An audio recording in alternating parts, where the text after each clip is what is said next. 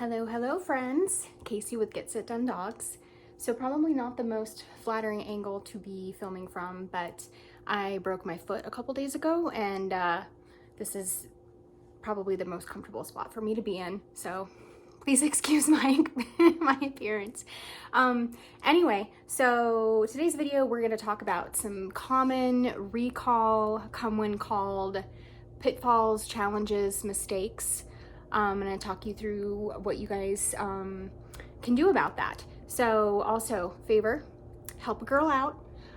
If you're finding this video helpful or the station helpful and the content, please give me a like, a share, a comment, better yet, subscribe.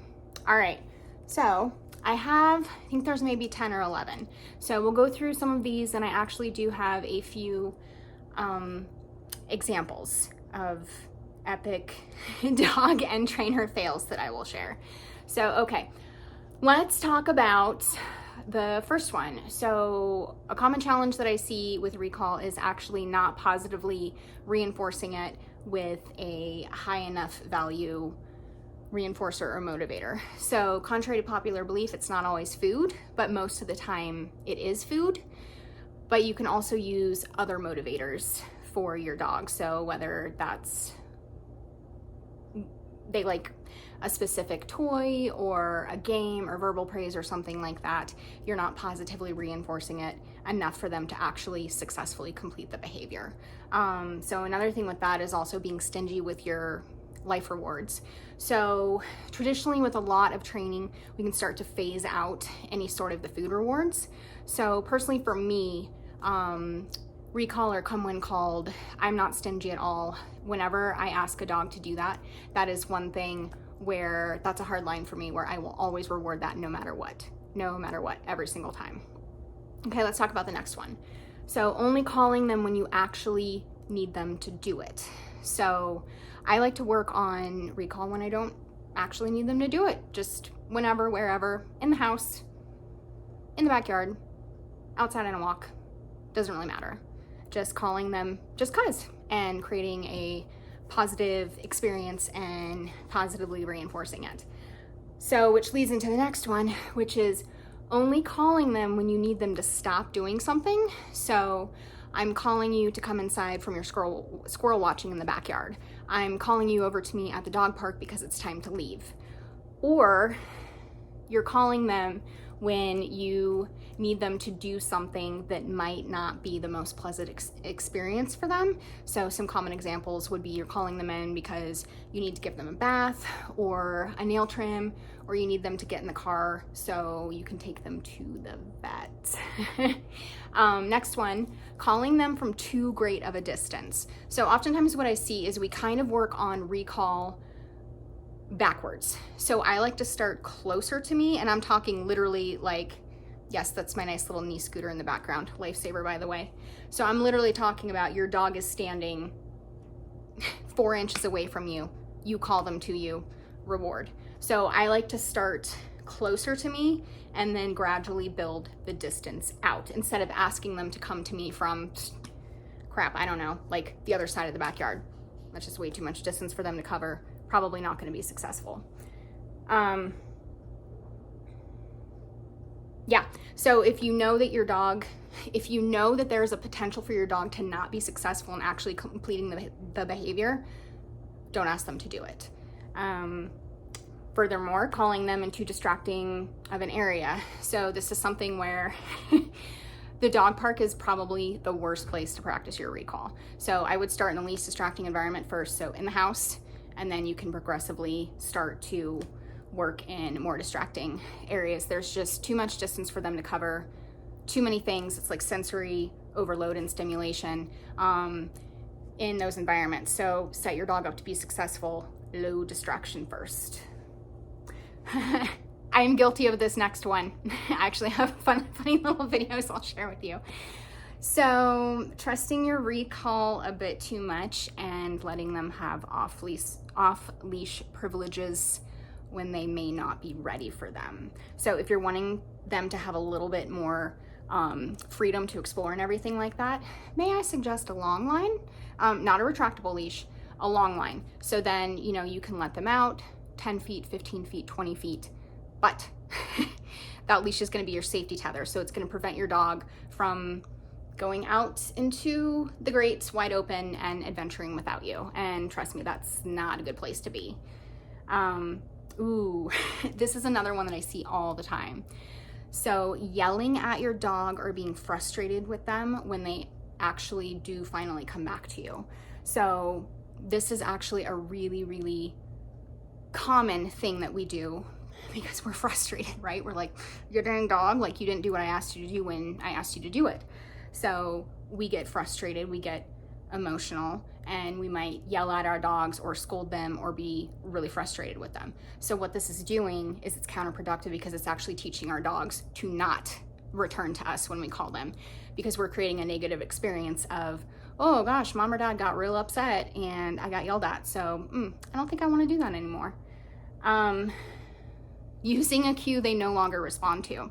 So when we're working on recall or come, what's the most common cue that people, verbal cue that people tend to use? Come, right? Like, please come to me. So what can happen is we either get repetitive with this, come, come, come, dog is still not responding. So what happens is it becomes a poison cue. So it's actually something that they stop responding to. It's just one of those things where it's background noise for them and they're just like, meh. It's not a strong enough reinforcer for them to actually come to you. So I recommend swapping out come for something else, and then we actually want to teach them what it is. So going back to setting them up to be successful, starting closer to you, and then generally working your way out. We want them to learn what the verbal cue actually means, because honestly, a lot of dogs don't even know what come means. They have no idea. So like if we swapped it out with a different verbal cue, but we didn't teach them what it means, they'd just be like, I don't know what the freak that means. Whatever. Putting too much expectation on the dog and not enough expectation on ourselves. So oftentimes, you guys, we mean well. We want to set our dogs up to be successful, but we just set the bar a little bit too high. So again, going back to closer, slowly build it out away from you. Another one of my favorite tactics to use is called the double reward system, or this can be often referred to as the pre-MAC principle. So it's basically, you know, you might get some of, well, you have to eat your vegetables first before you get your dessert. But I like to take this a step further. So when my dog does come to me, they get the reward, yay, celebration, whatever it is we're doing. And then I immediately release them back into whatever activity they were doing before. So if they were patrolling the yard, if they were laying in their favorite sunspot, if they were chilling on the couch. So that's something where I'm helping them learn, hey, it's beneficial and a good deal for you to come over to me when I call you. You wanna know why? Because one, you're gonna get some sort of fun motivator and reinforcer, but two, you actually get to go back to the activity that you were doing. So that's how you get a lightning fast or a rocket fast recall, because your dog is like, oh my God, I actually really want to go to you because I know I'm going to get a reward and then I get to go back to whatever I was doing. So another thing that we can do, try to be a little bit more animated, try to be a little bit more excited and exciting. If your dog is struggling with that, you know, take some steps and turn away. You can even incorporate some chasing behaviors into your recall.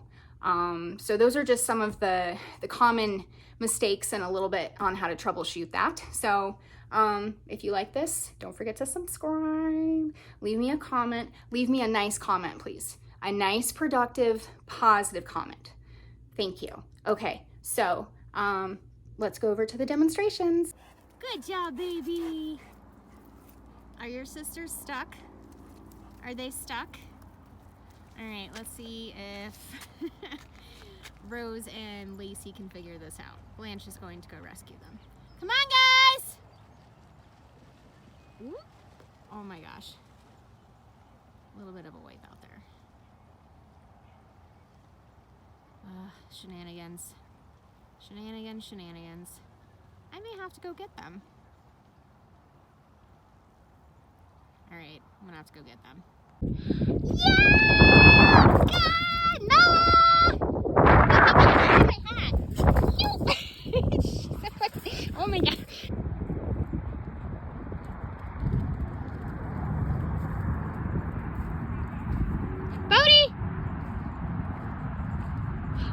doing?